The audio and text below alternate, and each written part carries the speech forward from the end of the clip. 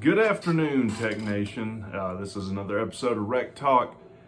So when I released the video on the UVA pregame, I had not watched Brent Key's press conference, and it was somewhat interesting, particularly with this running back coach Mike Daniels. Boy, did he not have a diddly poo really to say about Mike Daniels. I get the impression that there was some major strife, or that these two guys just didn't get along. There was a fundamental difference in ideology. Like, he literally said the bare minimum, yeah, he was here and now he's not, is basically what Brent Key said. And wish him, the best of luck. From what I've seen, the guys bounced around kind of from program to program. I think he was a head coach in Statesboro. I think that's Bullitt County. But he's been here less than a year. I don't think there's much to miss. Key said there's not any hurry right now into hiring a 10th assistant. I don't think he even mentioned anyone had been promoted into that position. So interesting, and also an interesting situation for Key, where he has a staff where he hasn't hired anyone. He's the interim. And look, I've made no bones about, I think Key's the guy. I think he's a phenomenal coach. And for any of you guys that have played football, I mean, this guy looks like a specimen. He looks like a football coach. He talks like a football coach, and he is winning. Now, there's some other interesting things he talked about. I mean, obviously, he's kind of came out of Saban's ilk, and he's never going to say, yeah, this is a game that we really, should win.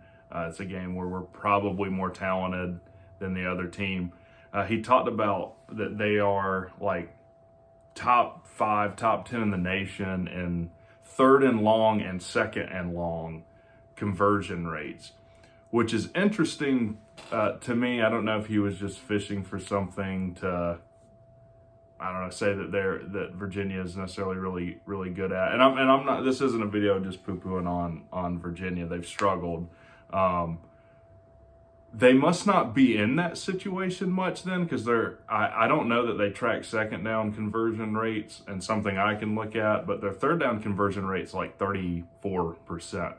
So if they're converting third and long, I guess 3rd and 10 or longer at, a high rate, then they're not in that situation much, which would make you think that their third down conversion rate overall should be better, because that would mean they're in 3rd and short the majority of the time that they get in a third down situation. So either way, I don't know what to think about that. I do agree. Look, I talked about this in previous videos, like, no one's going to be overlooking us at this moment. I've even seen things in like mainstream football coverage of like, man, what's going on in Atlanta right now? What's going on at Georgia Tech?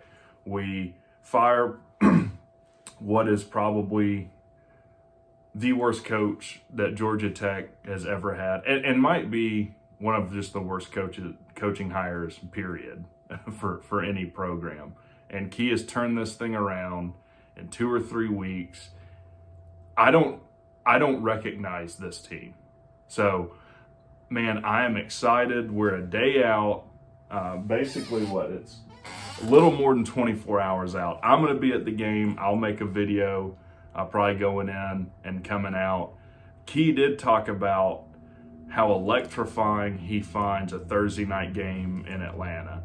And if you've never been to Bobby Dodd, it is the oldest on-campus stadium in the country. They actually still have the old stands under the stands you sit in today. It is a really awesome atmosphere, and I expect to see a lot of people there. I know from what I've seen, and I posted on the Facebook group, one of them, about kind of advertising this channel, but I made a post on the group that said basically like, look, I just watched Key's introductory press conference. This was some weeks ago. This guy seems to be the guy to me. I mean, I'm really impressed with what Key's saying, and I think it's got like 350 likes now, a ton of comments. There is a ton of support right now in Atlanta and with the Georgia Tech fan base. It's the first time I've been excited for Georgia Tech football in a long time, probably 3 years. I think we're going to see a very electrifying atmosphere Thursday night. Key talked about how much he really liked the night games in Atlanta. Now, I talked about in the last video too, and I'll just restate it. I would look to see Sims continue to improve and really start transitioning into an elite ACC quarterback. I mean, the change in Sims, his poise, his decision making has been absolutely phenomenal in the past 2 games. Again, I'll say look out for Leo Blackburn. He reminds me of Kyle Pitts. He got hurt in the spring of last season, wasn't able to play, made a circus catch against Duke, falling away, I think in his offhand, caught it for a big touchdown. And also, I don't think I have talked about Clayton Powell-Lee, also a kid from Westlake, made his first start last week at Duke, and that guy was a ball hunter. He was everywhere. He was making tackles, pass breakups. Kind of a small kid, but I would really look to see. I think he's listed as a starter this week again, true freshman. So look out for Clayton Powell-Lee. Also about Sims, Key did mention it would be a basically game time decision. They would make the decision on Thursday or tomorrow. Jeff Sims is going to start. That's just, I think Key, being coy about who he's going to start at quarterback. I would be very surprised if Jeff Sims doesn't start at quarterback. And honestly, I'd be surprised if he doesn't have a big game. It sounds like Nate McCullum should be back. He's our best receiver, very electrifying player. So we should see McCullum back. I'd look for Nate King, another receiver that played really well last week. Look for Nate King. And also, you can't mention great players at Tech without mentioning Charlie Thomas. Look for Charlie Thomas. We are a different defense when he's in the game, and I think I just looked that someone had posted on the Facebook group that over like the past 2 or 3 weeks we're one of the top defenses in the country, which makes sense and has totally changed my mind about Andrew Thacker. At the end of last season, I thought if we could only fire one coordinator, it should be Andrew Thacker. We were giving up like 550 plus yards a game. And then there was usually like 2 touchdowns where a guy wasn't within 20 yards of the receiver, just complete blown coverage. Since Collins has been gone, I've completely changed my tune on Andrew Thacker. I think he might be the DC for us. Defense is what's won us these games. Defense has played well enough to keep us in the game and kept us in the game long enough for our offense to make plays when they've had to. So Georgia Tech defense looking incredible over the past 2 weeks, in my opinion, based on where we've come from. Let's see, what else? Special teams, again, we don't have to go outside and smoke a cigarette every time a punt's up. Now, we have had trouble. We did have trouble in the Duke game. We gave up some points in the special teams. Key said that we would make adjustments there and really work on coverage. And he's been a man of his word up to that point. He said we'd fix the punt game, and we have fixed the punt game. So we just gotta work on the coverage. And I would assume that we won't see any changes in the running back. We'll still start. Why can't I remember his name? Let me look at the depth chart. Hassan Hall.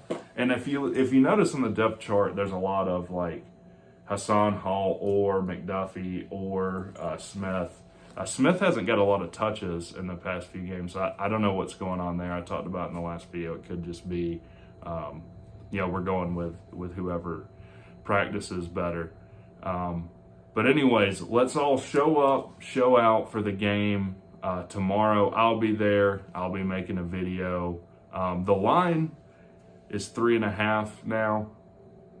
And let me just say this. I've taken a lot of math, calculus 1, 2, and 3, differential equations, partial differential equations. Don't bet on football. Don't bet, period. Don't gamble. If you look at like the over-under and sports betting odds, and you calculate the odds for the over and under, it comes to more than 100%. It's like 104%.